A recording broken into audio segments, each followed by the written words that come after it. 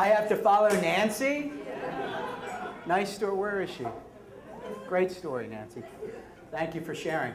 What is your name, by the way? You never introduced yourself. What is it? Mike. Big round of applause for Mike, ladies and gentlemen. That doesn't count for 5 minutes, does it? All of a sudden, I got it. A couple of things. I have to preface my story. First of all, this is my favorite thing that ever happened to me, ever. But there's a couple of things. The first thing is that, honestly, I'm not trying to make fun of anybody. I mean, look at me. Would I make fun of anybody? Look at this body. So I apologize up front if you're offended, but this is what I heard. This is what happened. About 5, 6, 7, 8, 9, 10 years ago, I was down in San Antonio, Texas. I lived there, and I was a public relations ambassador for the city of San Antonio. And basically, we would give tours and give out maps and just help people get from point A to point B, and give tours of the Alamo, and just make sure everybody in the Alamo Plaza was having a good time. And and they left us alone for the most part in doing that, except for me. They would come and say, and because the biggest tourist attraction for us was the convention center. We had conventions coming in from all over the world. And they'd get me and they'd say, Ed, listen,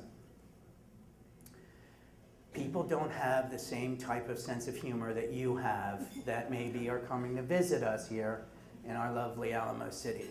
So please don't piss anyone off. No problem.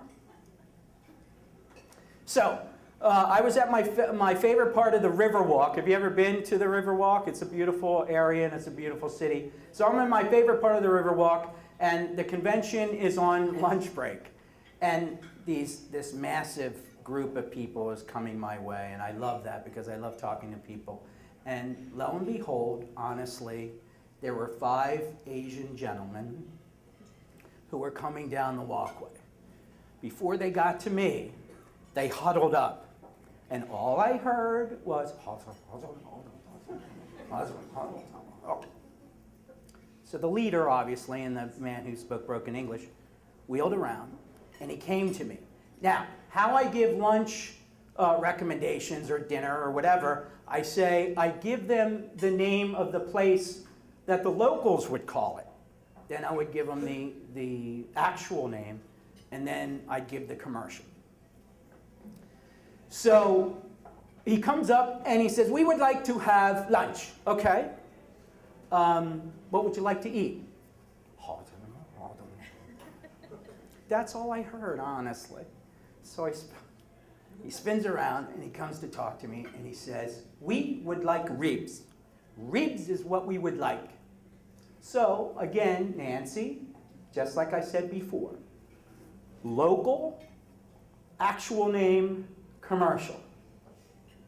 So I said, the best place to myself, I said this, the best place on the Riverwalk for ribs is Dick's Last Resort. So I said to the guy, how about Dick's?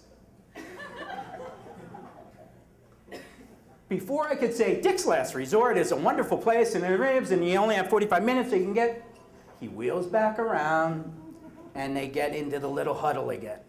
And this time, I'm sensing a little bit more of a emotion. He wheels around and with a beautiful smile on his face says, I think we'll stick with the ribs. Swear to God he said that. So I'm looking at him and he's looking at me. And all I can hear and in my head is, Ed, don't piss anybody off. So I'm thinking, please just crack a smile to make me think, because honestly, that's the funniest thing I've ever heard anyone say. How about Dick's? No, we'll keep with the ribs. And I'm thinking, what does he think I think that they're eating? But I couldn't crack a smile because I didn't want to offend him, and he didn't smile. So he just wheeled back, and they just waved and they walked away. And as they walked away, I said, and I was actually training someone. That was the funny. Was that my bell?